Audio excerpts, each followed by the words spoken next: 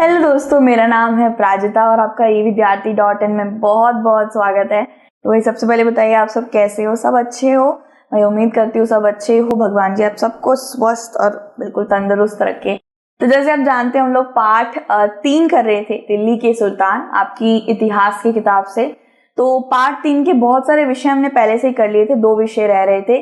तो ये हमारा विषय आ जाता है खिलजी और तुगलक के वंश के अंतर्गत प्रशासन और समेकन नजदीकी से एक नजर। अब भाई इतना लंबा चौड़ा विषय का नाम है तो विषय भी काफी बड़ा ही है। तो ये विषय थोड़ा सा लंबा चौड़ा होगा क्योंकि मैं इसमें अच्छी तरीके से आपको समझाऊंगी। इसमें आपको आपके विषय के अंदर एक डब्बा भी था, मोहम्मद बिन तुगलक और अलाउद्दीन खिलजी के बीच में क्या एक अलग वेदनाएं थी या क्या सम्मेलन था, उन्होंने अपना प्रशासन और अपना साम्राज्य कैसे संभाला था। तो उन दोनों के बारे में भी मैं आपको अच्छे से समझा दूंगी, ठीक है, जिससे आप अगर परीक्षा में ये आए कि दोनों के बीच में क्या अलग अलग भूमिकाएं उन्होंने निभाई हैं तो आप अच्छे से लिख पाएंगे। ठीक है, तो थोड़ा सा बड़ा विषय है, पहले ही बता दिया भाई आपको। शुरुआत करते हैं इस विषय की। तो दिल्ली के सुल्तानों के पास विशाल राज्य थे और उन्हें विश्वसनीय राज्यपाल और प्रशासकों की आवश्यकता थी। अब जैसे आप जानते हैं, एक बड़ा साम्राज्य, एक विशाल साम्राज्य बनाने के लिए हमें एक बहुत बड़ी सेना टुकड़ी चाहिए होती है, सेना बल चाहिए होता है, एक अच्छा खासा प्रशासन चाहिए होता है और उसको संभालने वाले, और जो अलग अलग राज्य होते हैं या प्रांत होते हैं उनको संभालने वाले राज्यपाल या इक्तादार भी चाहिए होते हैं। इक्तादार या राज्यपाल दोनों बिल्कुल दोनों मेल ही खाते हैं, बस अलग अलग नाम है। ठीक है, तो हम इन 2 राजाओं के बारे में इस विषय में बात करेंगे, 2 शासक जिनका नाम है मोहम्मद बिन तुगलक और अलाउद्दीन खिलजी। भैया अलाउद्दीन खिलजी का नाम सबने सुना ही होगा, सबने मूवी शूवी देखी होगी पद्मावत, तो उसमें थोड़ा बहुत आपको पता होगा उनके बारे में। तो यहाँ पे यही बताया है कि प्रशासकों की भी भाई बहुत बड़ी आवश्यकता होती है एक विशाल साम्राज्य को खड़ा करने के लिए, और राज्यपालों की भी। राज्यपाल क्या होते हैं दोस्तों? राज्यपाल होते हैं एक राजा का जो एक, मतलब समझ लीजिए मैं राजा हूं, मैंने बहुत सारी जगहों को भाई हड़पा है, कब्जे में लिया है, तो भाई मैं सारे अपने राज्यों को थोड़ी ना संभाल पाऊंगी। तो मेरे को एक एक राज्य को संभालने के लिए एक एक राजा चाहिए, एक एक राजा, छोटा छोटा राजा, मेरे से बड़ा नहीं, छोटा राजा, माने कि राज्यपाल। अगर हमारे भारत के उसमें बोला जाए तो चीफ मिनिस्टर। ठीक है, अब क्या प्रेसिडेंट पूरे भारत को संभालता है? नहीं ना, उसने एक एक राज्य के लिए एक एक चीफ मिनिस्टर रख रखा है। तो वैसे ही राज्यपाल हमारा चीफ मिनिस्टर हुआ। प्रशासक, अब जानते हैं प्रशासक कौन होते हैं? जो सारा काम धाम संभालते हैं कि कहाँ से कितना व्यवसाय का सामान आ रहा है, कितना कर लग रहा है। अच्छा, प्रशासन यानी कि कार्यभार संभालना, यानी कि बागडोर संभालना। ठीक है, ये सब प्रशासक करते हैं। तो इल्तुतमिश ने फारसी में बंदगन, या आप इनको बंदगा भी कह सकते हैं, यहाँ पे मैं लिख देती हूँ बंदगन नामक सैन्य सेवा के लिए अपने विशेष दासों का समर्थन किया। अब क्या है ना कि इस वक्त पे एक नए छोर के बारे में हम बात करने जा रहे हैं, जो यही है बंदगा। क्या है मैं आपको अच्छे से बताती हूँ। इल्तुतमिश जो बहुत पहले के शासक रह चुके हैं दिल्ली के, ठीक है, मुगल शासक, इल्तुतमिश की बेटी थी ना रजिया सुल्तान, तो उसके बाद ही ये अलाउद्दीन खिलजी और ये मोहम्मद बिन तुगलक आए थे। तो ये जितने भी राजाओं की मैंने बात करी ना, ये लोग एक अलग तरीके के महत्वपूर्ण तरीके का एक टुकड़ी रखते थे जिसको बंदगन बोला जाता था। अब ये क्या होता था दोस्तों, ये जितने भी साम्राज्यों को लूटते थे या फिर ये जितने भी राज्यों पर कब्जा करते थे, वहां से इनको बहुत सारे गुलाम मिलते थे। ठीक है, बहुत सारे गुलाम मिलते थे या फिर लोगों को गुलाम बना लिया करते थे। ये उन लोगों के साथ बुरा व्यवहार नहीं करते थे, मारा पीटी नहीं करते थे, बल्कि उनसे फायदा निकालने की कोशिश करते थे। कैसे? वो लोग इन गुलामों का इस्तेमाल करते थे, इनको बड़े बड़े पदों पर नियुक्त कर देते थे, सूबादार बना देते थे, जमींदार बना देते थे, और उनसे वो गुलाम इनके वफादार भी हो जाते थे कि भाई हमारे साथ को कोई दुष्कर्म नहीं हो रहा, दुष्व्यवहार नहीं हो रहा है, हमें तो बड़ी बड़ी पदों पर नियुक्त करा जा रहा है। तो शायद वो ऐसे हो जाते थे कि वो अपने राजा के लिए जान तक दे दे, तो वो बहुत ज्यादा वफादार हो जाते थे, और इन राजाओं को भी कभी भी उन पर शक नहीं होता था, ये भी ये सोचते थे कि वो बहुत वफादार है। तो ये कुछ इस तरीके का ये बंदगा वाली प्रणाली शुरू हो गई थी कि एक ये जो जो इस्तेमाल करे जाते थे ना गुलाम, इन्हीं को बंदगा बोला जाता था। ठीक है, और ये बंदगा ऐसे तो लाए गए थे, सेना के लिए लाए गए थे, सेना में काम करने के लिए या लड़ने के लिए युद्ध वगैरह, लेकिन इनको बहुत बड़े उच्च पदों पर भी इनको नियुक्त कर दिया गया था, इल्तुतमिश, मोहम्मद बिन तुगलक और अलाउद्दीन खिलजी के शासन में। ठीक है, ये कुछ राजा थे जो इस वक्त पे सबसे ज्यादा बंदगा इस्तेमाल करते थे। वह महत्वपूर्ण राजनीतिक कार्यालयों के लिए अच्छी तरह से प्रशिक्षित थे, और चूंकि वह मालिक पर भरोसा करते थे, इसलिए उनके सुल्तान द्वारा उन पर भरोसा किया जाता था। अब क्या था कि जब भी उन्हें जमींदार या फिर बड़े बड़े पदों पर नियुक्त करा जाता था, तो ऐसा नहीं कि ऐसे ही करके मतलब पद पे नियुक्त कर दिया है, तो वो छोटे छोटे है ना, गुलाम है, ज्यादा कुछ पता नहीं है, तो उनको पहले अच्छी तरीके से प्रशिक्षित करा जाता था, अच्छी तरीके से उनको सीख दी जाती थी कि तुम्हें ऐसा काम करना है, वैसा काम करना है। बड़े बड़े लोगों द्वारा उनको प्रशिक्षित कर दिया जाता था, और फिर मालिक को पता ही रहता था क्योंकि मैंने इसको बड़े वाले पद पे डाला है तो मैं इस पे भरोसा कर सकता हूँ, और वो सुल्तान पे बहुत भरोसा भी करते थे, उनके वफादार भी रहते थे।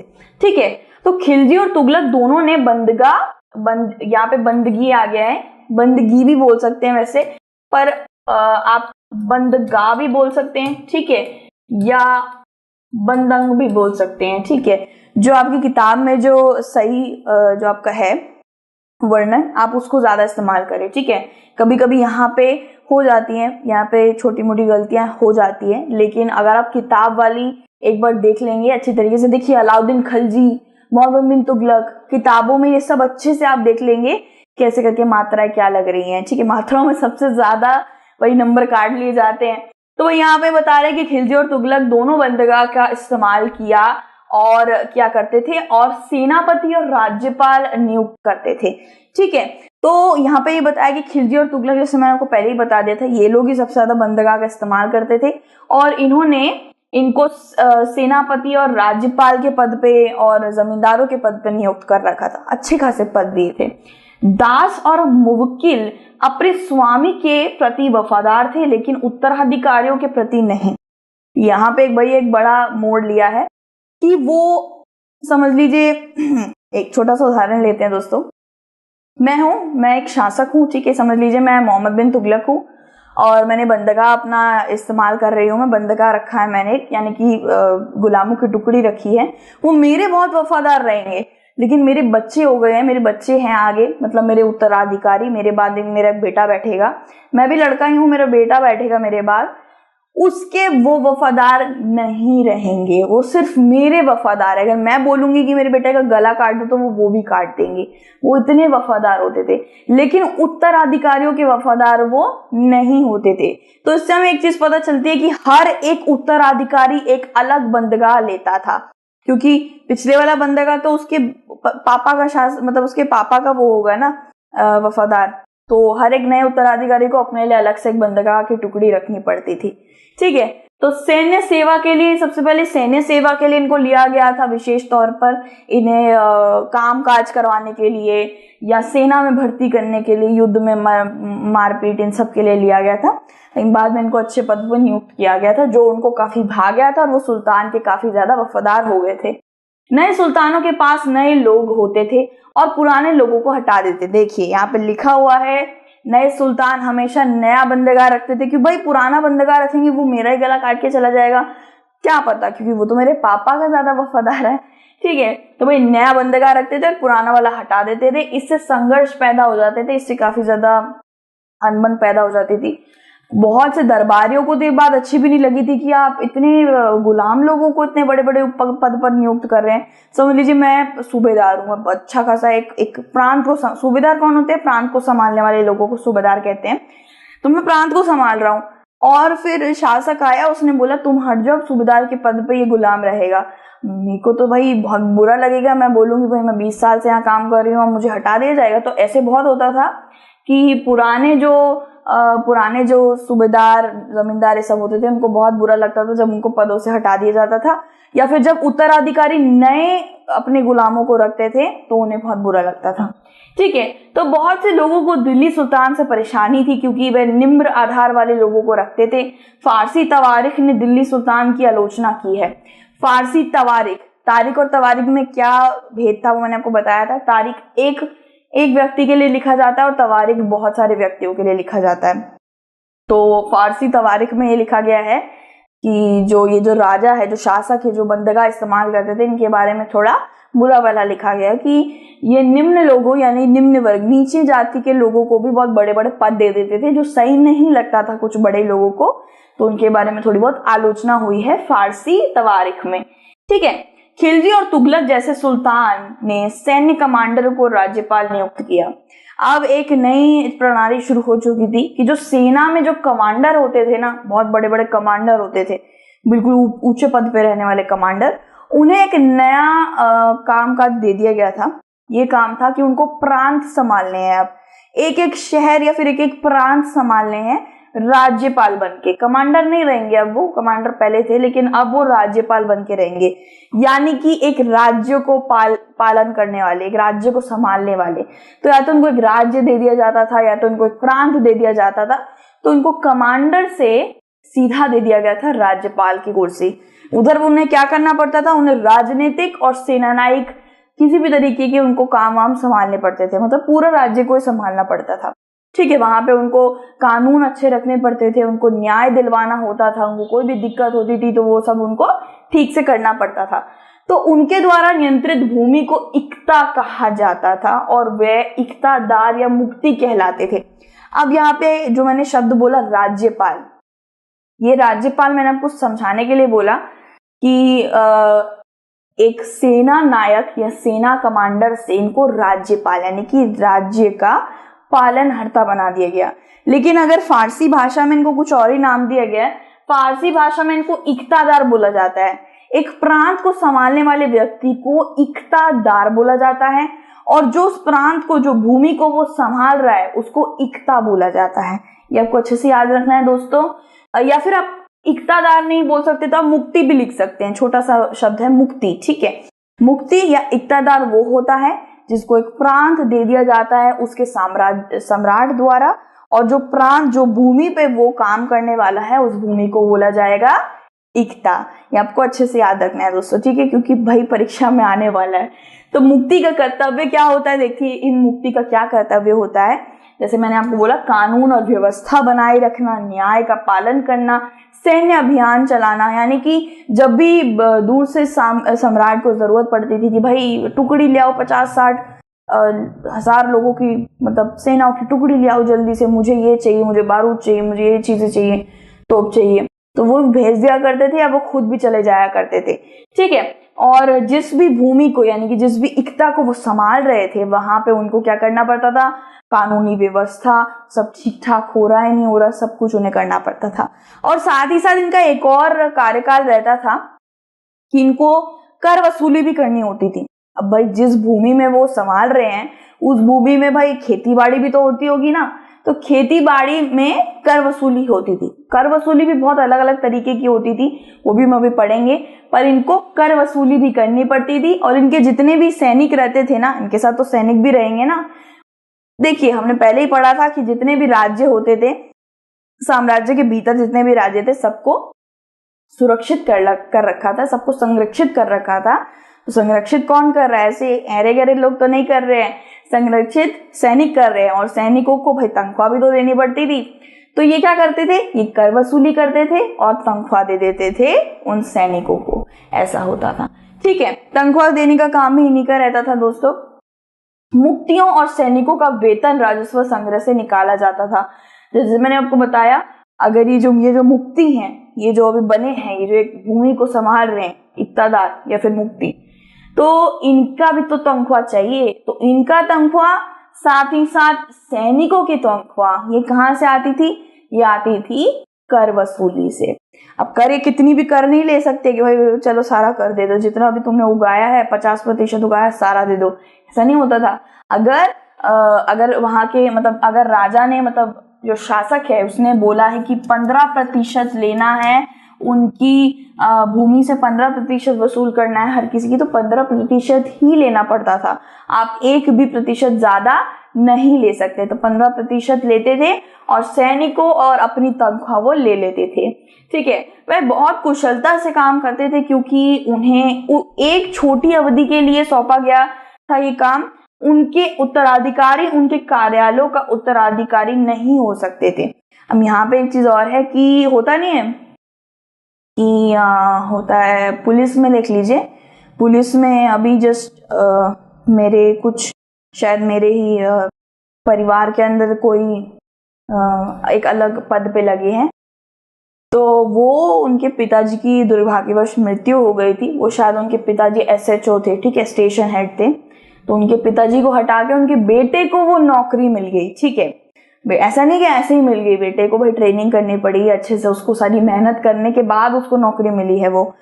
तो मतलब ये है कि, और मुगलों में भी यही होता था, अगर मैं बाबर हूँ, मेरे बाबर के बाद आएगा हुमायूं, हुमायूं के बाद अकबर आएगा, उसका बेटा, ऐसे ही चल रहा था ना। यहाँ पे ऐसा सिस्टम भाई प्रणाली नहीं थी। यहाँ पे ये जो इक्तादार जो लगता था, ये सोचता था इसके बेटे को मिलेगा इसका कार्यभार, नहीं मिलता था, अच्छी खासी पद नहीं मिलती थी। उसके बाद उत्तराधिकारी को पद नहीं दिया जा सकता था। और एक चीज और थी कि बहुत अच्छी तरह से ये लोग काम करा करते थे। इतने अच्छी तरीके से काम इसलिए करा करते थे क्योंकि बहुत बहुत छोटे समय के लिए इनको एक इक्ता दी जाती थी, बहुत छोटे समय के लिए एक भूमि दी जाती थी काम करने के लिए। उसके बाद इनको कहीं और तबादला करवा दिया जाता था। और दूसरी बात ये कि इक्ता, ये जो भी इक्ता होते थे अपने बच्चों को अपनी आगे नहीं सौंप सकते थे। तो ये बहुत अच्छे से काम करते थे क्योंकि बहुत छोटे समय के लिए दी जाती थी।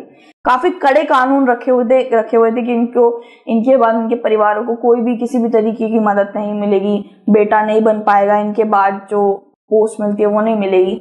तो सैन्य सहायता प्रदान करते थे और कानून और व्यवस्था बनाए रखते थे। आपको याद रखना है कि जिस भी तरीके की सेना की जरूरत, टुकड़ियों की जरूरत अगर साम्राज्य में पड़ जाती थी तो ये भेजते थे। साथ ही साथ ये हर तरीके की व्यवस्था रखते थे, न्याय, कानून पालिका, इन सब की, ठीक है। इसके बाद है दिल्ली के सुल्तानों ने भीतरी इलाकों का दौरा करना शुरू कर दिया और सामंतों सरदार को अपने अधिकार के तहत काम करने के लिए मजबूर किया। स्थानीय सरदारों को भी कर का भुगतान करना पड़ा। अब यहाँ पे क्या है ना कि अब इतना बड़ा, अब हम कुछ ही राजाओं की बात कर रहे हैं, मोहम्मद बिन तुगलक और अलाउद्दीन खिलजी और इन सब की बात कर रहे हैं, दो की भी बात कर रहे हैं। तो इनके भीतर बहुत बड़ा विशाल साम्राज्य था, बहुत ज्यादा इनके भीतर सेना नायक थे, सैनिक थे, किसी भी तरीके की इनको कमी नहीं पड़ रही थी। तो ये अलग अलग राज्यों को हड़प करते रहते थे। आप सोच रहे हैं दोनों इतने ज्यादा शक्तिशाली थे, दोनों भिड़ क्यों नहीं गए? क्योंकि दोनों अलग अलग काल में आए हैं, ठीक है, दोनों अलग काल में आए हैं। पहले तुगलक आया है, उसके बाद खलजी आए थे, ठीक है, आपको याद रखना है। या फिर शायद आप जाके वो डब्बे को देख लीजिएगा, या फिर शायद खलजी पहले आया तुगलक बाद में, ऐसा कुछ था। तो आपको बस ये याद रखना है कि तुगलक खलजी एक साथ नहीं थे एक वक्त पे, दोनों एक के बाद एक बाद में आए हैं, ठीक है। तो यहाँ पे ये बताया गया है कि जब ये नए नए इलाकों को अपने कब्जे में लेते थे, उन पर नियंत्रण करते थे कि चलो आज लक्ष्मी नगर पर धावा बोलना है, चलो आज गांधीनगर पे धावा बोलना है, तो क्या करा, मेरे भीतर पंजाब और जम्मू कश्मीर था ही, मेरे भीतर गांधीनगर और लक्ष्मी नगर भी आ गया। तो ऐसे भी होता था। तो वहां पे जो सामंत काम करते थे, मतलब वहां पे जो सरदार रहते थे या बड़े बड़े जमींदार रहते थे, ठीक है, या सूबादार रहते थे, ये लोग कौन होते थे? यानी कि कोई सेना का काम संभालता था, कोई प्रशासन संभालता था, किसके पास बड़ी बड़ी जमीनें थी।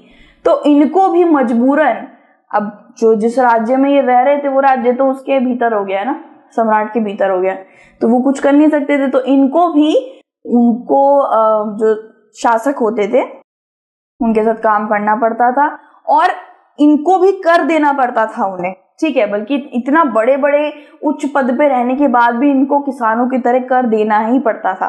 अब कर भी बहुत अलग अलग प्रकार के होते थे। देखिए 3 प्रकार के होते थे। खेती पर ही सबसे बड़े थे। खराज बोला जाता था इस कर को, किसानों की उपज का 50%, यानी कि अगर किसान ने बताया तो किसान ने अगर 10 बोरी गेहूं उगाया है तो उसे 5 बोरी गेहूं साम्राज्य को देना पड़ेगा। ये हो गया आपका 50%। दूसरा तरीके का, इसको खराज बोला जाता था। दूसरा तरीके का खेती कर होता था मवेशियों के ऊपर। मवेशी कौन होते हैं दोस्तों? मवेशी होते हैं जो जानवरों को काट मार के खाते हैं, जिनके पास जानवर होते हैं, जो ऊन भी निकालते हैं, घी, दूध, ये सब भी निकालते हैं, ठीक है। तो मवेशियों को भी देना पड़ता था भाई कर। और तीसरा कर लगता था इनके घरों पे। कि कहीं भी घर बनाएंगे, किसान मवेशी दोनों कहीं भी घर बनाएंगे, इनको घर बनाने के लिए भी कर देना पड़ेगा। ठीक है, तो ये 3 प्रकार के कर लगते थे। देखा जाए तो, वैसे देखा जाए तो ये जो सरदार होते थे ना, सरदार जमींदार जो बड़े बड़े पद पे थे, जिनको साम्राज्य में, जिन नए राज्य को ले लिया गया था, कब्जे में ले लिया गया था, वहां पे ये लोग काम करते थे, इनको ही कर वसूली करनी पड़ती थी। बहुत जगह तो इनको कर वसूली भी करनी पड़ती थी और कर खुद देना भी पड़ता था। ठीक है, तो भाई बंगाल जैसे, अगर आप अभी भी थोड़ा नहीं समझे तो मैं फिर से समझाती हूँ कि समझ लीजिए, मैं रह रही हूँ गाजियाबाद वैशाली में। ठीक है, तो समझ लीजिए कोई राजा आया है, नया राजा, उसने क्या करा, उसने आधा जो हमारा उत्तरी भारत है उसको तो अपने कब्जे में ले लिया। अब उसको उत्तर प्रदेश कब्जे में लेना था, उसने उत्तर प्रदेश भी कब्जे में ले लिया। अब क्या है, अब हम कहाँ से निकले, अब हमारा तो भाई राजा वो ही कहलाएगा, क्योंकि हम उसी के कब्जे में बैठे हैं। तो जो काम वो बोलेगा हम वो कर देंगे। सरदार हो चाहे जमींदार हो, बड़ी पद पे बैठे हो, क्या कर सकते हैं, जो बोलेगा वो हम कर देंगे। तो हमें वही करना पड़ रहा था। तो इनकी भी कुछ इसी तरीके की स्थिति थी। कब्जे में आ गए थे ये लोग, तो क्या कर सकते थे, इनको भी कर वसूली भी करनी पड़ रही थी और कर भी चुकाना पड़ रहा था। ठीक है, आप समझ गए भाई लोग। तो बंगाल जैसे दूर के प्रांतों को दिल्ली से नियंत्रित करना मुश्किल था, और दक्षिणी भारत पर कब्जा करने के तुरंत बाद पूरा क्षेत्र स्वतंत्र हो गया था। यहाँ पे बताया कि कुछ कुछ क्षेत्र तो ऐसे भी थे जिस पर ये जो विशाल साम्राज्य वाले जो शासक हैं, अलाउद्दीन खिलजी और तुगलक, ये उन क्षेत्रों को नहीं संभाल पा रहे थे। बहुत दूर बैठे हुए थे, समझ लीजिए अगर वो यहाँ बैठे हुए हैं तो बंगाल यहाँ है, तो अच्छे से नहीं संभाल पा रहे थे। तो कुछ राज्य स्वतंत्र भी हो गए थे इन्हीं के भीतर रहकर। जैसे कि वो दिल्ली में बैठे हुए थे, सुल्तान तो दिल्ली में बैठे हुए थे, तो भाई बंगाल पर ले लीजिए और दक्षिण भारत पर ये अच्छे से क्या नहीं कर पा रहे। भाई दिल्ली यहाँ पे है तो दक्षिण भारत यहाँ पे है, तो नहीं कर पा रहे थे अच्छे से, नियंत्रण उसमें नहीं रख पा रहे थे। तो कुछ राज्य स्वतंत्र भी हो गए थे। ठीक है, अब जैसे मैंने आपको बताया था 3 कर कौन कौन से थे। एक तो पशुओं पर थे, जो भी पशु रख रहे हो आप, और मवेशी तो पशु ये सभी रखते हैं ना। और किसान की उपज पर होता था, जो भी वो उपज करेगा उसका 50% उसको देना पड़ेगा। ठीक है, 50% याद रखिएगा। और घरों पर, जो भी वो घर वर बनाएंगे उन पर, तो आपको अच्छे से याद रखना है। ठीक है, तो भाई आगे देखिए, कभी कभी अलाउद्दीन खिलजी और मोहम्मद तुगलक जैसे शासक इन क्षेत्रों में अपना नियंत्रण स्थापित कर सकते थे, लेकिन केवल थोड़े समय के लिए। जैसे हमारा ये मानचित्र अगर आप देखेंगे, ये समझ लीजिए हमारे ये भारत का मानचित्र है। भाई मजाक ना उड़ाना, हमारी ड्राइंग काफी बढ़िया है, बस दिखा नहीं रहे हैं हम आपको। ठीक है, तो भाई यहाँ पे उत्तर भारत है, समझ लीजिए ये उत्तर भारत है, ये दक्षिण भारत है। ठीक है, तो यहाँ पे दिल्ली है ना, दिल्ली तो हमारे उत्तर भारत में पड़ती है, तो ये दक्षिण भारत बहुत दूर पड़ जाता है। बहुत कम समय के लिए ये बंगाल हमारा पूर्व में पड़ जाता है। कभी बहुत कम समय के लिए उस पर नियंत्रण रख पाते थे, लेकिन उसके बाद छोड़ देते थे, क्योंकि और भी दिक्कतें आ रही होती थी अलग अलग दिशाओं से, तो स्वतंत्र हो गए थे वो खुद ब खुद। ठीक है, तो अलाउद्दीन और मोहम्मद के शासनकाल में मंगोल ने दिल्ली पर आक्रमण किया। तुगलक वे अपनी सेना जुटाए हैं, अलाउद्दीन खिलजी बचना रक्षा करना, मोहम्मद तुगलक आक्रमण हमला। अब यहाँ पे क्या बताया है, यहाँ पे अच्छा ये दोनों से यहाँ पे 2 बार हो गया है, माफ करिएगा। ठीक है, अब यहाँ पे ये बताया कि ये सब हो ही रहा था, नियंत्रण नहीं रख पा रहे थे छोटे छोटे राज्य पर, ये सब तो चल ही रहा था, छोटी मोटी चीजें आ ही रही थी। अब एक बड़ा धक्का लगा था इन साम्राज्य को, धक्का था मंगोल से। ठीक है, मंगोल में था जंगिस खान, जिसको अंग्रेजी में जंगिस बोला जाता है, ऐसा हिंदी में चंगेज खान बोला जाता है। ठीक है, चंगेज कुछ इस तरीके से लिखते हैं, चंगेज। ठीक है, चंगेजी चिकन नाम सुना है, वैसा ही चंगेज। तो चंगेज खान भाई हमारा था मंगोल में बैठा शासक। उसने ट्रांगोजियाना उसके अंदर था। ट्रांगोजियाना आजकल के वक्त पे शायद उज्बेकिस्तान बोला जाता है। उज्बेकिस्तान हो गया और ईरान हो गया, वो सब उसके काबू में आ गए थे। तो मंगोल का भाई आंख लगी थी मंगोल की दिल्ली पर। मंगोल का जो राजा है चंगेज खान, इसकी बहुत बुरी नजर लग गई थी दिल्ली पर। दिल्ली के शासकों को खत्म कर देना चाहता था, साम्राज्य को पूरा लूट पाट के अपने अंदर करना चाहता था, लेकिन इतने आसानी से नहीं कर सकता था, क्योंकि भाई वहां पे बैठे थे बड़े बड़े विशाल साम्राज्य वाले शासक जो बहुत ज्यादा ताकतवर थे। एक था मोहम्मद बिन तुगलक और दूसरा था अलाउद्दीन खिलजी। अपने अपने वक्त पे बैठे होते भाई ये लोग। तो इन दोनों में कुछ ने चतुराई दिखाई, बच गया, और कुछ ने थोड़ा सा मतलब हाथ से छूट गया। तो अलाउद्दीन खिलजी का देखा जाए तो अलाउद्दीन खिलजी ने हमेशा कभी भी प्रहार पहले नहीं किया और उसने कभी भी सामने वाले को आक्रमण नहीं किया। उसने हमेशा बचने की कोशिश करी। और बचोगे नहीं तो आक्रमण बाद में कैसे करोगे? अगर आप पहले ही मतलब जुनून दिखा के ऐसे मार पीटोगे तो सबसे पहले आपको ही घाव लगेंगे और फिर मर जाओगे। तो फिर वो आराम से आपको सब कुछ लूट पाट के चला जाएगा। सबसे पहले जरूरत होती है बचने की, बचना और रक्षा करना। तो उसने वही करा। लेकिन हमारे मोहम्मद बिन तुगलक भाई साहब ने ऐसा नहीं करा। उन्होंने आक्रमण कर दिया, हमला कर दिया। वो थे, अगर अंग्रेजी में बोला जाए तो ये थे ऑफेंसिव और ये थे डिफेंसिव। ठीक है, ये हमने कर लिया है। तो भाई अलाउद्दीन खिलजी, आपको याद रखना, रक्षा कर रहे थे वो लोग अपना, और मोहम्मद बिन तुगलक कर रहे थे वे आक्रमण। अब यहाँ पे आप देख ही रहे चंगेज खान का, यहाँ मैंने तस्वीर डाल दी है। चंगेज खान की बहुत बुरी नजर पड़ गई थी दिल्ली के अंदर। अब यहाँ पे मैं आपको थोड़ा बहुत, ये पूरा विषय खत्म हो चुका है। ठीक है, ये पूरा का पूरा विषय खत्म हो चुका है। आप वीडियो खत्म भी कर सकते हैं, ना देखें। लेकिन अभी मैं जो बताने जा रही हूँ बहुत ज्यादा महत्वपूर्ण है। तो अगर सुनना है तो जरूर सुन लीजिएगा, काफी काम आएगा आपके। मैं आपको अभी बताने वाली हूँ कि मोहम्मद बिन तुगलक और अलाउद्दीन खिलजी में फर्क क्या था। वो रक्षा कर रहा था और ये हमला कर रहा था, लेकिन क्या फर्क था? दोनों बचे, दोनों ने कैसा साम्राज्य बिठाया, वही विषय का ही है। तो मैं आपको समझा देती हूँ, डिब्बा जंग से समझा देती हूँ कि जो अलाउद्दीन खिलजी थे उन्होंने सबसे पहले क्या चीज करी थी। जब उन्हें पता चला कि मंगोल की नजर, बहुत बुरी नजर लगी हुई है दिल्ली पर, साम्राज्य पर, उन पे बहुत बार हमला हुआ था, लेकिन उन्होंने सबसे पहले खुद को बचाने की कोशिश करी। ठीक है, तो उन्होंने बहुत बड़ा एक सेना दल बनाया। अलाउद्दीन खिलजी ने बहुत बड़ा एक सेना दल बनाया। मोहम्मद बिन तुगलक ने भी ऐसा ही किया। उनपे भी बहुत बार हमला हुए थे। जब वो बिल्कुल शुरू में राजा बने थे ना, बिल्कुल प्रारंभ के सालों में उन पर बहुत ज्यादा हमले हुए। ठीक है, उन्होंने भी एक बहुत बड़ी सेना को कायम किया। दोनों ने एक चीज बहुत सम्मिलनता पूर्वक चीज करी। उसके बाद अलाउद्दीन खिलजी पे फिर से आते हैं। अलाउद्दीन खिलजी, यहाँ पे सही रहेगा ना। अलाउद्दीन खिलजी ने क्या किया? अलाउद्दीन खिलजी ने उसके बाद एक शहर बनाया, सीरी नाम दिया उसको। ठीक है, सीरी नाम दिया। सीरी क्या था दोस्तों? एक शहर था। इधर वो अपने सारे के सारे सेनाओं को वहां पे रखता था। वहां पे खान पान सब कुछ उसका वहीं होता था। इतने छोटे, इतने कम समय में, और इतने ज्यादा ऐसे समय में जब काले काले बादल ऊपर मंडरा रहे हैं, चील गिद्ध मंडरा रहे हैं, तो इस वक्त यही सही है कि आप जल्दी से एक नया शहर बनाकर वहां पे सेना को अपने रख दीजिए। वहीं मोहम्मद बिन तुगलक ने क्या किया? मोहम्मद बिन तुगलक ने दिल्ली के 4 बहुत पुराने शहरों में से एक शहर आता था, दिल्ली कूना। उसने क्या किया? दिल्ली कूना के सारे लोगों को वहां से तबादला करवाया, वहां से निकाल के उन्हें दौलताबाद भेज दिया। अब सोचिए, इतने सारे लोग बस्ता बुस्ती निकाल के अपने घर वर सारा, कितना वक्त लग गया होगा उन लोगों को वहां से हटाने में। उनको दौलताबाद डाल दिया गया। और दिल्ली कूना जो सबसे पुरानी शहर मानी जाती थी, उसके अंदर मोहम्मद बिन तुगलक ने अपने सेनाओं को वहां पे टुकड़ियों को वहां पे ठहराया।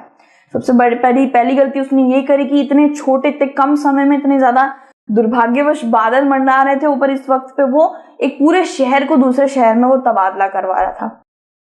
यहाँ पे बहुत ज्यादा वक्त जाया हुआ होगा।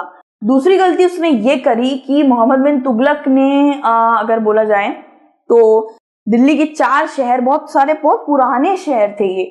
तो अगर सेनाओं पे कभी हमला भी हुआ तो सबसे पहले उस शहर पे हमला होगा।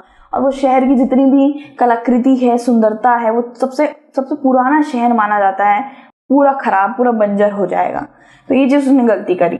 उसके बाद अलाउद्दीन खिलजी ने क्या करा? अलाउद्दीन खिलजी ने शुरुआत करी अपने सेनाओं को वेतन देने की। वो अंग्रेजी में बोले तो कैश में, नकद में वो उनको पैसा देने लग गया, तनख्वाह देने लग गया। इसने भी नकद में तनख्वाह देनी शुरू करी। ठीक है, अब अलाउद्दीन खिलजी की तनख्वाह, ये जो सेना को तनख्वाह देता था, वो कहाँ से आती थी?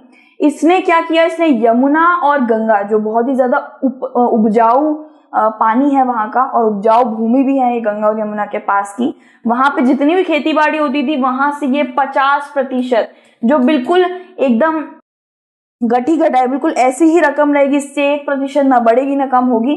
50% बोल दिया था कि सबको क्या लेना है? कर देना है। तो उसने क्या किया था, इसी 50% कर से वो क्या करता था, अपने सेनाओं को तनख्वाह देता था। अब उसने बहुत सही जगह चुनी जहां से कर आना चाहिए इतना ज्यादा, वो थी गंगा यमुना। और गंगा यमुना की जो नदियों के पास जो जगह है वो बहुत ज्यादा उपजाऊ है, तो लोगों को वहां पे दिक्कत भी नहीं होगी, इतना उपज होगी कि वो दे देंगे। ठीक है।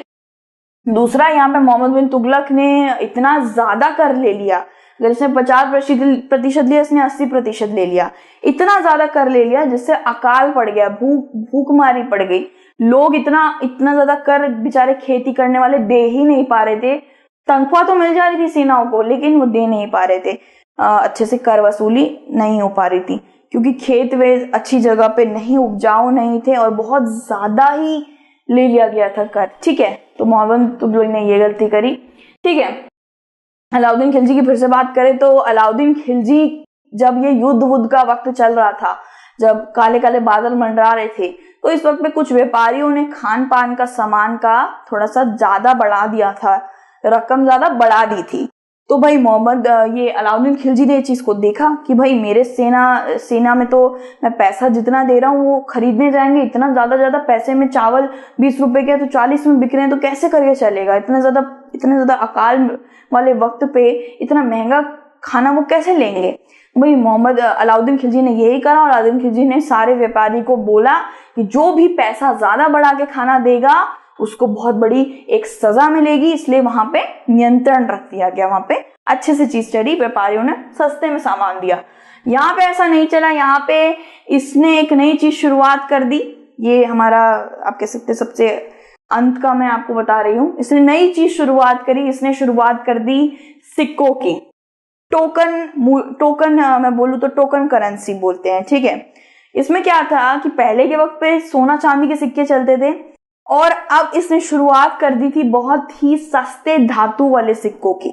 सस्ते धातु वाले सिक्कों को इस्तेमाल करना शुरू कर दिया था। बहुत सारे लोग तो उस पर विश्वास भी नहीं करते थे कि सस्ते धातु वाले सिक्के, बहुत से लोगों ने सोना चांदी के सिक्के एकदम छुपा के रख लिए थे, जिससे वो बाद में बेचकर उसको बहुत सारा पैसा कमा सकते हैं। ठीक है, तो भाई जितना भी कर वर ये ले रहे थे ना खेती करने वाले किसानों से, वो सस्ते धातु से ही दे रहे थे। सोना चांदी वाला धातु किसानों ने अपने पास रख लिया था, सस्ते धातु से वो कर दे रहे थे। ठीक है, तो फिर और एक चीज और थी कि वो सस्ता धातु इतना ज्यादा सस्ता और घटिया था कि वो फिर से मतलब नकल करके बनाया भी जा सकता था। तो इसीलिए मोहम्मद बिन तुगलक को थोड़ा ऐसे बोलते हैं कि पागल था, ये बहुत बड़ा शासक पागल टाइप था, क्योंकि इसने सोना चांदी के सिक्के बंद करवा के पीतल और घटिया धातु के सिक्के शुरू करवा दिए थे, जिससे इसको काफी ज्यादा नुकसान पहुंचा था, क्योंकि लोग उसकी नकल भी कर ले रहे थे और आराम से अपना चला ले रहे थे गुजर बसर।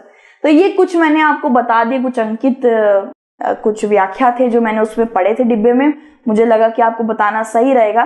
तो आपको एक मूल्य अंक ज्यादा याद रखना है कि अलाउद्दीन खिलजी ने हमेशा रक्षा करी है, हमेशा उसने कभी आक्रमण पहले नहीं करा है, और इन्होंने तो आक्रमण भी कर दिया था भाई मंगोल के ऊपर, उज़्बेकिस्तान पे इन्होंने आक्रमण भी करके आ गए थे।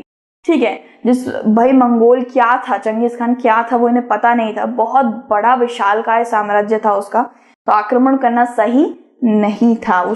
इन्होंने उसको और ज्यादा भड़का दिया, किसने, ये तुगलक ने। ठीक है, तो भाई यहाँ हमारा ये विषय खत्म होता है। ठीक है, यहाँ हमारा विषय खत्म हो जाता है, और थोड़ा सा ये विषय लंबा था क्योंकि मुझे आपको अच्छे से समझाना था मोहम्मद बिन तुगलक और अलाउद्दीन खिलजी के बारे में। इसके बाद वाला विषय काफी छोटा है, वही दूसरे विषय में मिलते हैं। हम भी पानी वानी पी के गला गीला करके आते हैं, आप भी थोड़ा सा खाना पानी करिए।